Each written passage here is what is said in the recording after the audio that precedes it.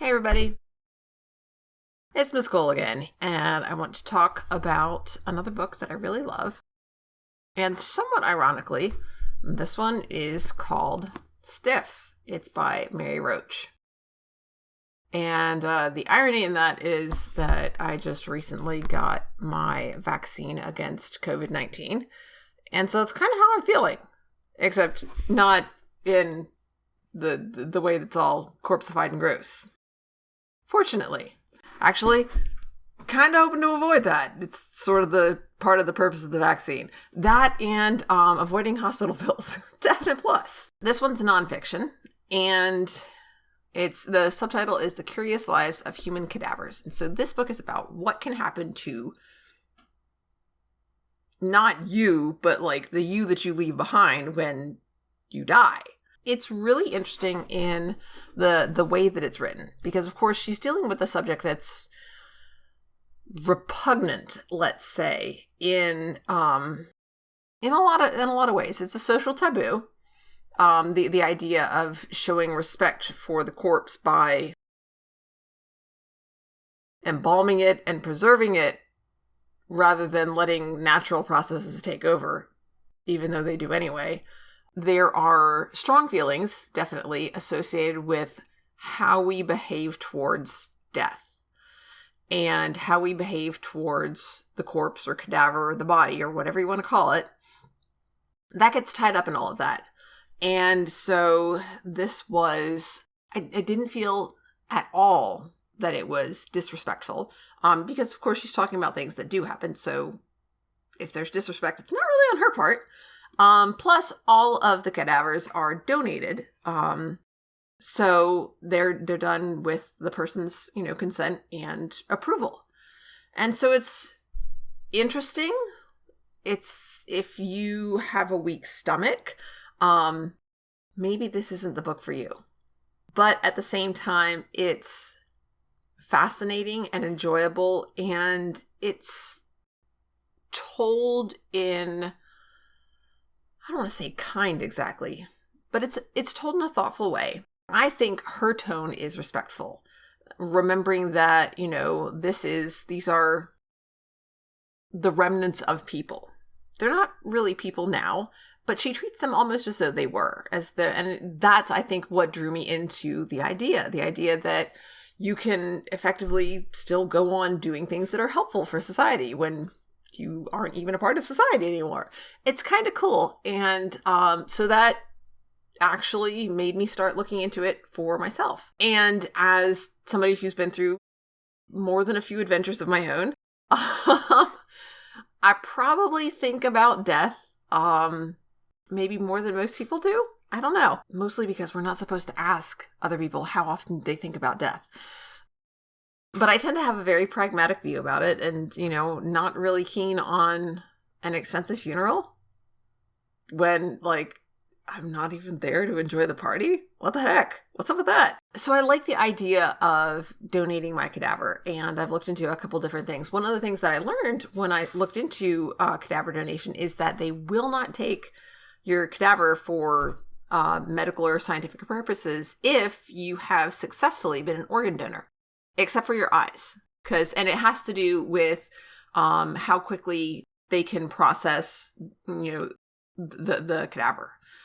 If it's used and moved around for organ donation, then it will have decomposed to the point where they can't really use it effectively. That was what I was told. So essentially, my top priority, hopefully, is organ donation. But then if just due to however I die or just my age or what is needed in the medical community, if that's not an option, then cadaver donation would be my next choice. And I'm still trying to figure out how to make sure that that's clear. But also the process has also helped me become aware that ultimately it's not up to me. Those decisions are made by the people, whoever ends up getting left behind, whoever is still here after I'm gone. For somebody who's as much of a planner as I am, that has put me in a position of looking at the lack of control that you have when you're dead, that it's not your decision. And it sort of, made me rethink what my view on our funeral processes and our traditions are. A funeral isn't necessarily about, or really isn't for the person who died.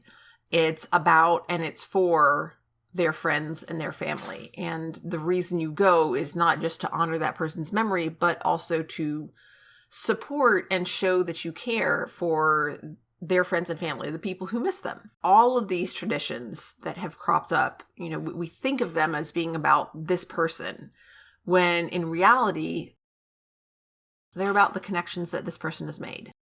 Another thing that came up as I was looking through this, the idea that a person who, the Ebenezer Scrooge funeral, where, whose lonely grave is this, that nobody comes to your funeral. That's not necessarily a bad thing. I mean, it may just mean that you had the opportunity to say goodbye to your friends and your loved ones. And, eventually, you outlasted them. And, later on in life, maybe you didn't have people that you were close to, but you had your memories. And maybe that was enough. And that's okay. There's a lot to think about that is important and kind of uncomfortable. And I think there is value in confronting ideas that are important but uncomfortable. And a book is just a really, really effective way to do that, because you can kind of do it on your own and sort of think through it at your own pace. Go back to parts that you're not sure about. Skip through and go quickly on the parts that you're not ready for. A book gives you that option. And it also gives you the option to share it with somebody else if you choose to, and have some of those conversations and explore some of those ideas with someone else slowly, without necessarily putting anybody on the spot. So it provides a good entry point. It was something that for me was somewhat life-changing, but I guess you could also say it was kind of death-changing. I like the idea that even when I have gone off on my final adventure, I can still also be having adventures here. I don't know what will happen. I don't know if, maybe somebody who comes after me, or whoever takes care of, what's left, will decide that that's not appropriate, and that, they want to show their respect for me by getting me a burial plot and burying me somewhere. And ultimately, I have to be okay with that, because there's not going to be a darn thing that I can do about it. And for me especially, I think that is healthy. Learning to sort of take a break from trying to manage everything, especially, over the past year or so, when there's been so much in our lives that we don't have any control over whatsoever. Learning how to take a breath and accept that. Mentally, psychologically, it's healthy. And it's, death is a natural process. It's also, this book also helped me to think of it like that. She explores the idea of, that there are our cells are individual things, and there are parts of our body that work in with each other, and they go on doing their thing after our consciousness is no longer in control of our body. It raises the question of what death actually is, and, what this object is that still has life within it, but it's not us anymore. And it's just a lot that's interesting to think about. It gets us to think about identity and what it means to be human in the way that great literature does. And yet, it's scientific nonfiction published for, the general public. So it's a really different kind of a book, an enjoyable read. Not necessarily something I would want to call beach reading.